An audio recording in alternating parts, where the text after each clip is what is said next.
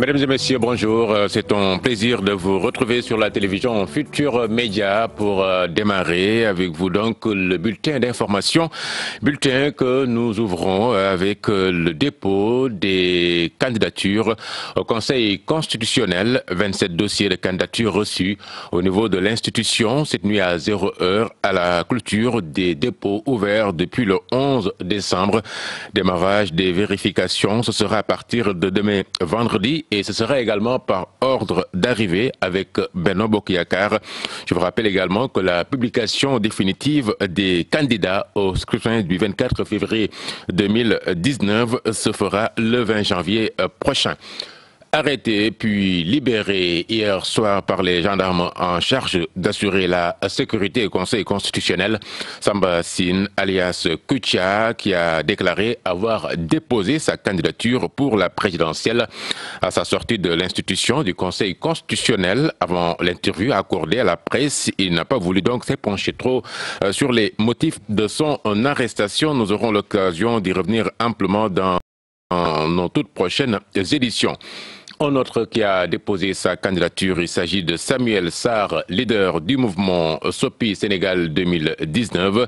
Il a annoncé avoir réuni 97 000 parrains et a déposé seulement 58 000.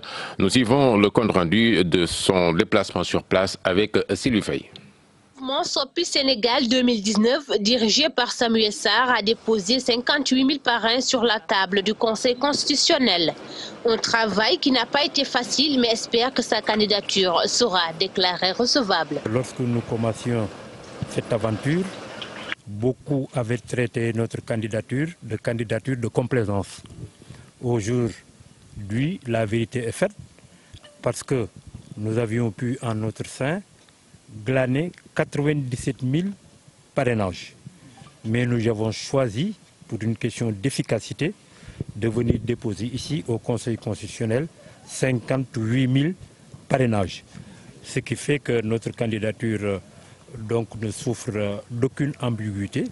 Les dossiers que nous avons déposés ont été réceptionnés et nous avons été convoqués, Inch'Allah, dimanche.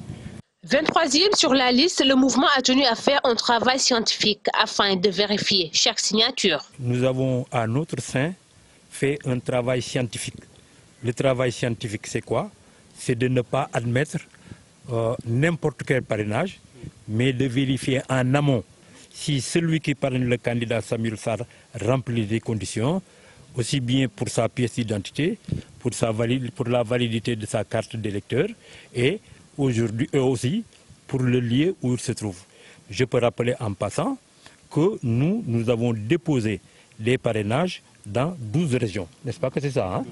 Dans 12 régions, et vous avez vu les cartons, dans 12 régions, nous sommes présents et nous avons déposé des candidatures vérifiées. Donc pour redire que la candidature de M. Samuel Sarr ne souffre d'aucune ambiguïté et sera déclarée recevable. Le mouvement SOPI Sénégal 2019, dirigé par Samuel Sarr, se dit confiant et satisfait du travail mené et espère une victoire au soir du 24 février 2019. Merci Sylvie Faye. Le Conseil national de régulation de l'audiovisuel qui outille les rédacteurs en chef des organes de presse, le CNRA, qui a organisé une journée de sensibilisation et d'information pour préparer les prochaines joutes électorales en termes de couverture médiatique. Fatou Bintou Conté et Youssou Baro ont suivi pour nous la rencontre déroulée hier. Pour une bonne couverture médiatique de l'élection présidentielle qui se profile à l'horizon, les rédacteurs en chef des différents organes de presse ont été à l'école du CNRA pour une journée d'information et de sensibilisation. On délègue des tâches, mais on ne délègue pas une responsabilité. C'est ici, au plan central, au niveau des rédactions, que les décisions se prennent. C'est pourquoi nous avons tenu à venir vous voir, expliquer davantage un peu tout ce qu'on peut faire, tout ce qu'on ne peut pas faire en temps de campagne électorale, et surtout compter sur vous pour que si, au plan, n'est-ce pas, régional, des violations sont faites, que les corrections soient apportées ici, au niveau des rédactions centrales. En rencontrant les acteurs de la presse, le Conseil national de régulation de l'audiovisuel appelle à plus de vigilance sur les sources d'information qui peuvent être parfois de mauvaise foi. Conséquence de vos reportages peuvent être désastreuses. Donc nous avons appelé à la vigilance et nous avons donné plusieurs exemples et surtout les sources adéquates. Là où vous devez aller pour vos sources. C'est parfois difficile, nous l'avons vu. Ces rédacteurs en chef estiment que cette journée d'information va leur permettre de mieux guider les reporters dans les rédactions lors de ces joutes électorales. On va vers des exigences assez délicates et que dans nos rédactions, on se retrouve avec des jeunes reporters qui, pour la plupart, n'ont pas l'expérience des élections présidentielles. La dernière, c'était il y a 5 ans et un certain nombre de jeunes qui sont sur le terrain n'ont peut-être pas cette grande expérience du terrain pour avoir vécu à l'époque ce scrutin-là. Donc c'est important de pouvoir s'imprégner, de se mettre un peu à jour et peut-être derrière pouvoir former davantage nos reporters, les encadrer mieux, leur permettre d'être mieux outillés sur le terrain par rapport à ce scrutin qui arrive.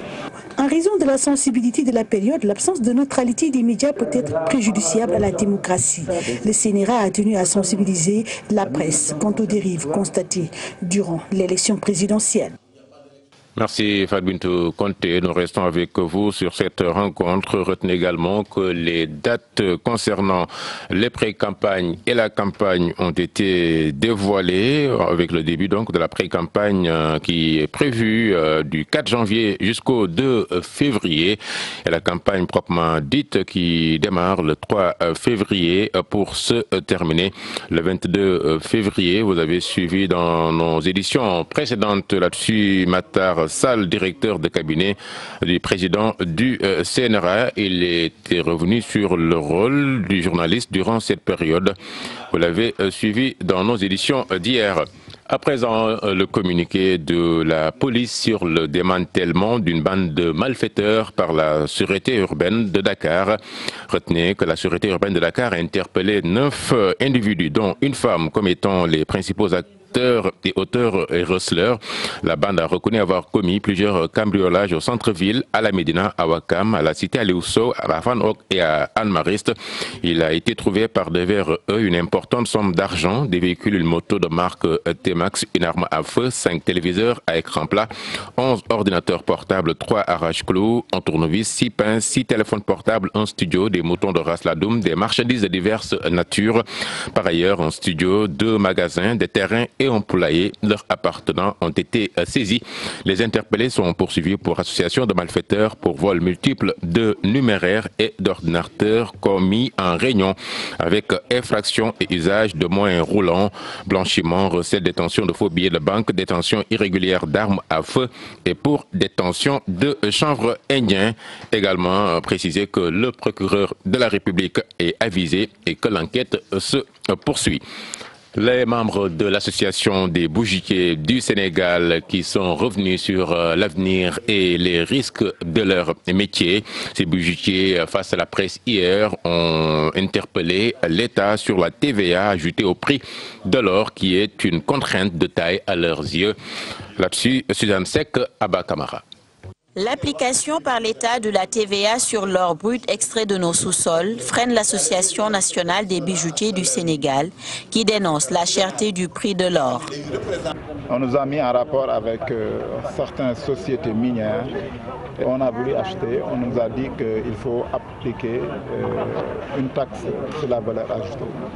Comme vous le savez, l'or est défini, son prix est défini par les bourses londoniennes.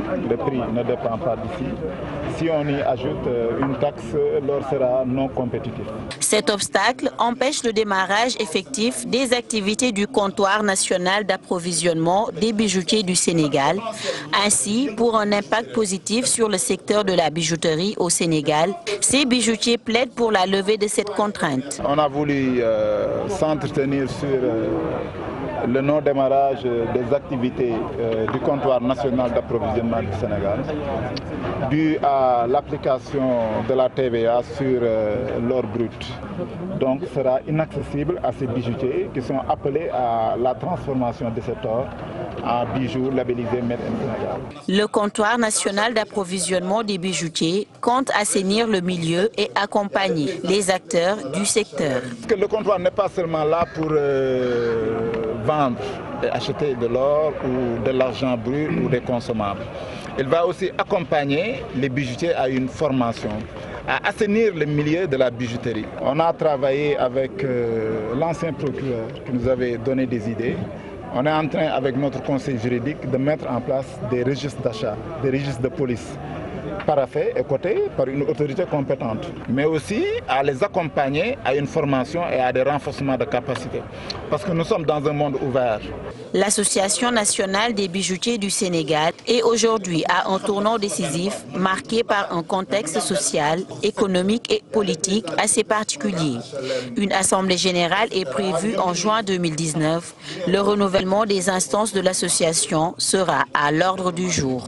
Merci. Nous parlons à présent de ces hommages que les sapeurs-pompiers ont rendus à Youssou N'Dour et également lui ont adressé ces remerciements à la tête de la délégation, le commandant de brigade Victor Tine, qui a donc été reçu par le leader du Super Étoile Youssou N'Dour. C'était hier dans les locaux, donc ici aux Almadies. Nous suivons le compte rendu de cette rencontre avec Aïssatou Paye Mardien.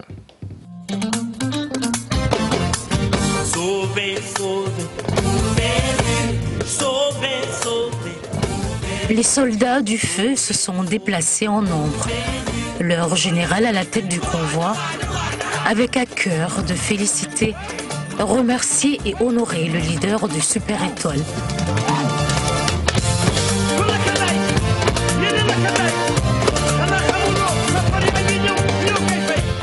Rien que des honneurs pour rendre à César ce qui lui appartient. C'est très important de montrer le travail que les sapeurs-pompiers font et les sapeurs-pompiers rassurent les populations. Et je disais, pour terminer, que je vais le dire en Wolof, soy seet ku amul noon ñii la booy wër koo xam ne amul benn noon ñii la. Donc merci beaucoup et vraiment merci encore une fois. Après avoir remercié à son tour le commandant de la brigade, des souvenirs se sont réveillés, même une idée a rejailli. Mais c'est avec un très grand plaisir et je ne suis pas le seul, les populations en redemandent encore. La nuit du feu est toujours là. On voit, on se rappelle, on se souvient de cette grande soirée, de ce grand moment de communion et de reconnaissance envers les sapeurs-pompiers. Donc nous sommes sur la voie. Une autre voie à suivre, celle d'une collaboration entre les deux entités. Monsieur le ministre, vraiment pour tout ce que vous avez fait pour les sapeurs-pompiers depuis très longtemps et tout ce que vous êtes en train de faire pour nous. Espérant, véritablement souhaitant et priant pour que tout cela puisse continuer au grand bénéfice et de votre structure et des populations sénégalaises par l'action des sapeurs-pompiers. Youssou N'Dour est réceptif à cette idée. Nous allons collaborer encore beaucoup plus étroitement pour arriver à des choses. Il y a des choses intéressantes au-delà même de leur intervention. Ce sont des acteurs de la vie et le groupe a besoin de ça pour innover, pour amener des choses. Donc nous allons travailler ensemble et ça nous allons demander à la direction générale de se rapprocher de la brigade. Le 4 mai est dédié aux sapeurs-pompiers, journée internationale des sapeurs-pompiers. Je pense qu'il y a un comité qui vient de se mettre en place spontanément et ce comité dès la semaine prochaine va travailler pour nous proposer des choses que nous allons valider. Bientôt la sortie du clip pour faire danser et se trémousser mélomanes et soldats du feu.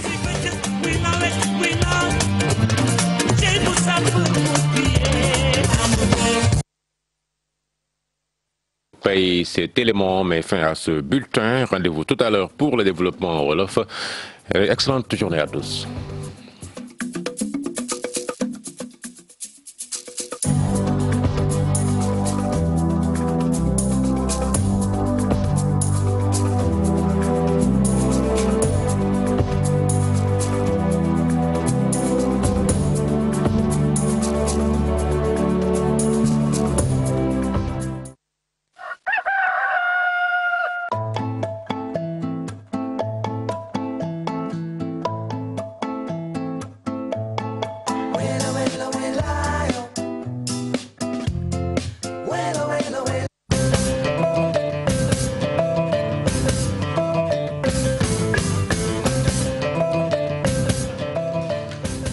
mbokk yi ñu ngi leen di gërëm di leen di nuyu ci ànd beeg télévision Futur Média xibaar yi kon door ko rek ak lu ñeel taayu élection présidentielle ñaar fukki fan ak ñeent weeru février démb nag conseil constitutionnel ba mu jotee kon lu toll ci ñaar fukk ak juróom-ñaar ci ay dossier candidature ndax it xam ngeen ni minuit la ñu joxe woon app ne kon la ñuy dakkal dépôt yooyu nga xam ni kon door nañu ko fukki fan ak benn ci weeru décembre ëllëg nag ci àjjuma incha allah ñu war a door lépp luy vérification xool kon la jag ak la jagul ci dossier yooyee nar ko door kon ak nañ ko tàmbalee woon rek maanaam kon Benno Bokk Yaakaar mooy njëkk ñëw ngir ñu xool dossier ngeen xam ni jotoon na ka déposé ñaar fukki fan ci weeru janvier incha allah it la ñuy fësal liste bu mujj bi nga xam ni kon mooy xamle candidat yi war a bokk ci xëccoo bi ak campagne nga ngeen xam it ñu ngi ko ci xaar.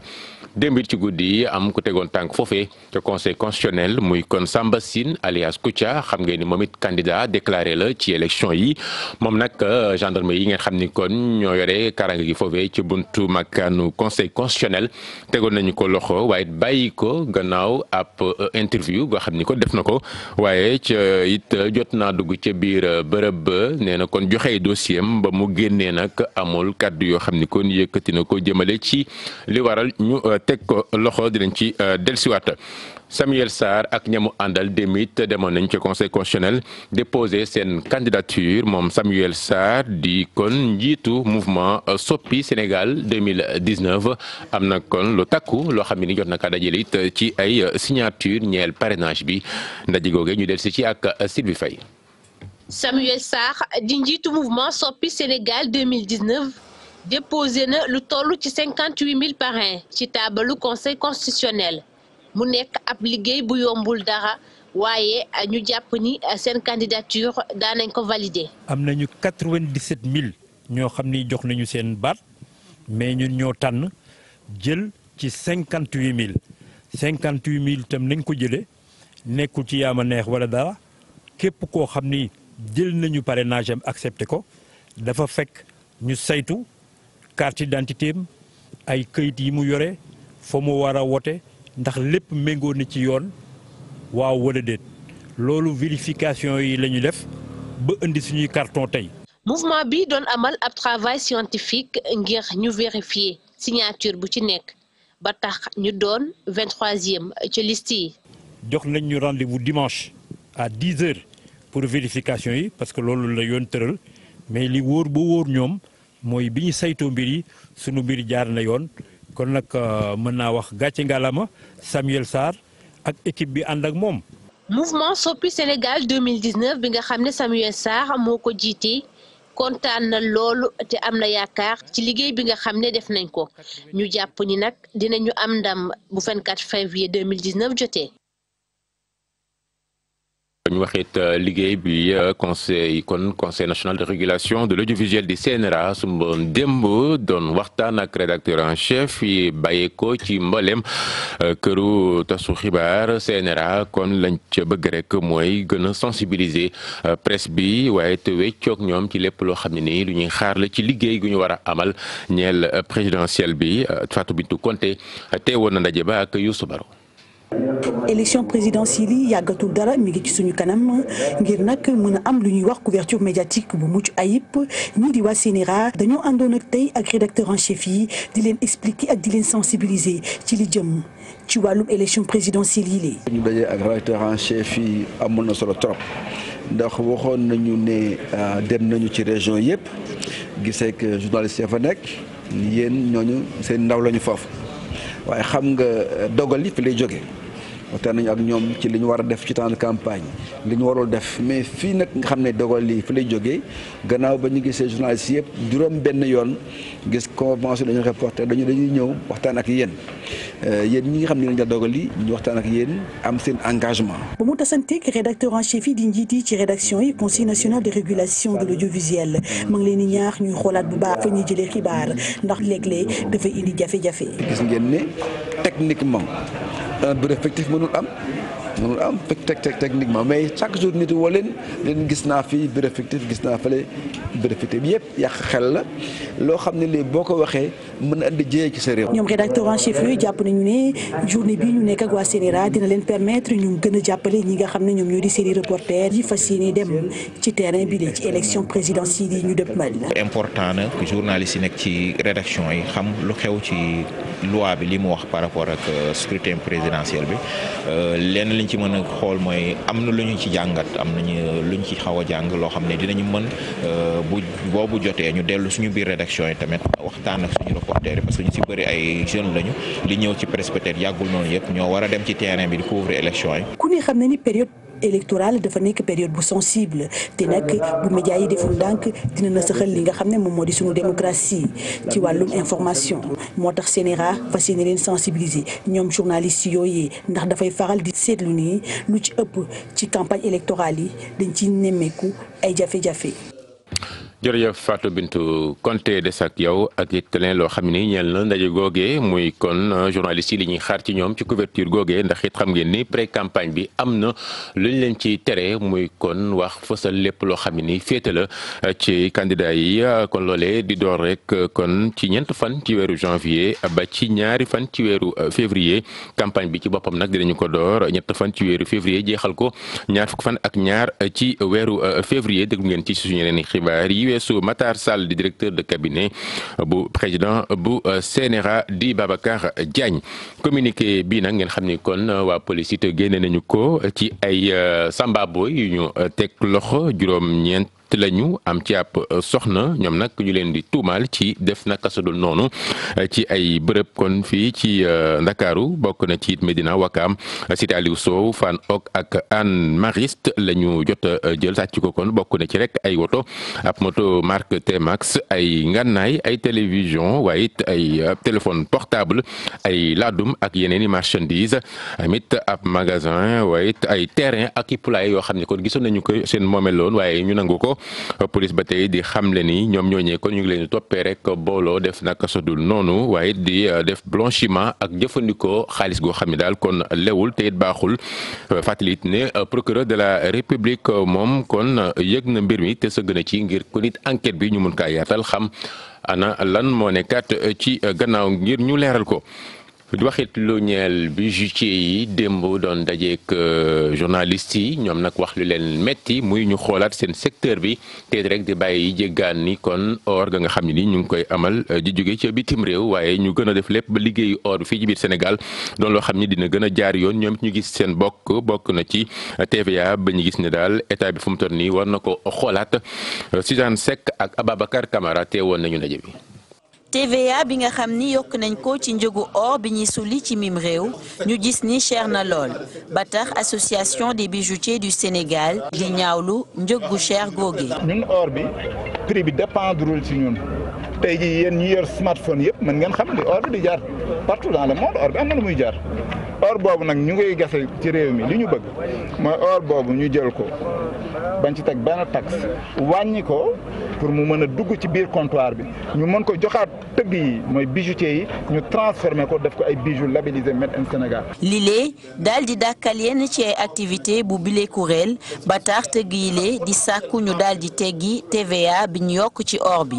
TVA bi dañ ko ci teg suñ ko ci tegee or bi day nekk non compétitif day gën a cher partout dans le monde su boobaa bijoutier bi du ko mën a jënd pour mën ko transformer defe naa loolu mooy jafe-jafe bi rëy liñ ciy ñaan mooy ñu dindi loolu TVA bi wàññil bijoutier yi wàññil comptoir bi or boobu. ñile taxaw temm ngir coppi doxalin. comptoir bi moom laa doon wax léegi nii rôle am yemul ci rek jaay wurus mooy or bi wala jaay xaalisu gal wala jaay yeneen métaux yi nga xam ne dina accompagner loolu rôle am aussi dafa bokk ci wax na ko léegi ci wàllu recel mooy fexe ba def ay carnet yoo xam ni ay carnet de registre la yoo xam ni tëgg bu ne ku yor nekk sa mbaar di nga ko yor di ci bindi loo jëflanteeg sa jigéen bu mu mën a doon maa xam ne dinañ ko côté et paraphé ba nga xam ne dina protéger ki nga xam ni mooy jënd ba ëllëg du am benn jafe-jafe ci wàllu recel boobu beneen bi mooy dina former ay nit en termes de technique de soudure et cetera yu demee noonu. Association nationale des bijoutiers du Sénégal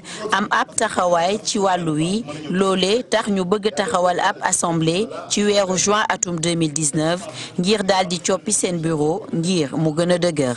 ngook jaajëfal ko ñu wax leneen ngir kon it laata ñoo tëj xibaar yi ak sargal nga ngeen xam ni kon sapeur pompier yi def nañu ko remercier bu baax kon ki ngeen xam kon mooy Youssou Ndour leader super étoile ma ngeen xam ni kon jagleel na leen ab way waxit seen njàmbaar sapeur pompier nag seen délégation ka ko jiite woon démb du commandant de brigade Victor Tine kon Youssou Ndour dalal leen waxtaan ak ñoom saafonte dañ ciy teewlu Aïssatou Paye Marien.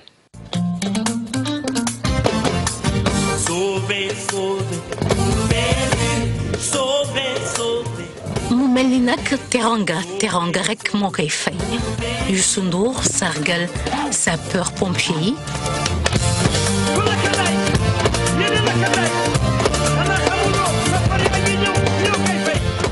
ñoom ci seeni wàll ñu ñëw dellooti ko njukkal kontaan bekk ci way bi nga xamante ne dafa sedd seen xol. woy bi nag am histoire Youssou Ndour moom ne corps de métier bu ñu war a jàppale la.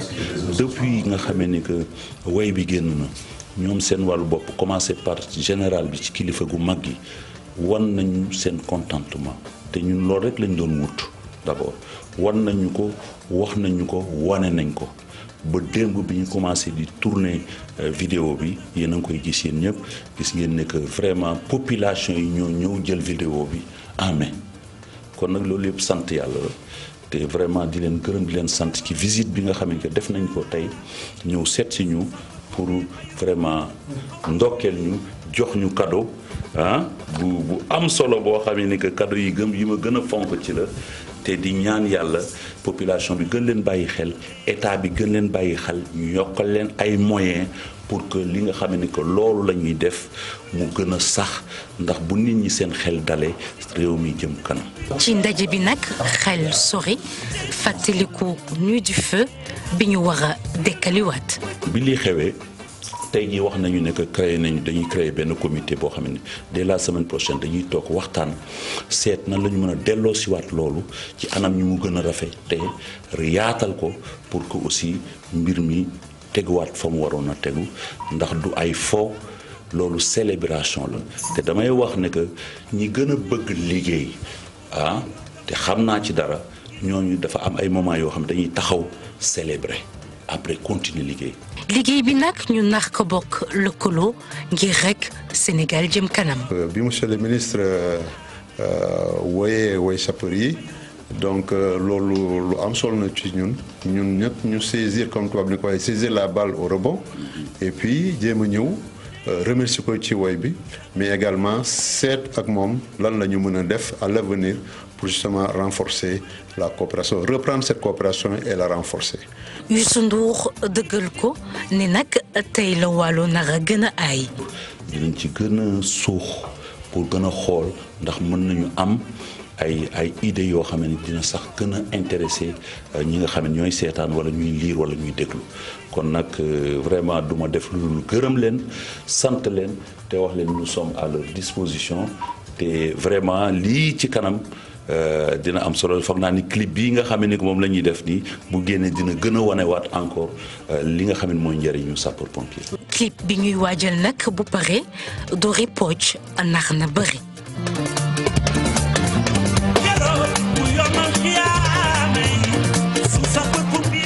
mu nga jërëjëf Aïssatou Paye kon ci visite googee démb général Victor Tine commandant brigade nationale sapeur pompier doon seeti kon Youssou Ndour ak waygam leen jagleel mbokk yi yéen it ñu ngi leen di gërëm ci teewlu bi xibaar yi kon bu Pape Cheikh teew ak équipe am wéy ak yéen ci seen magazine Yeewu Leen ñu ngi leen di ñaanal ñu yendoog ci am.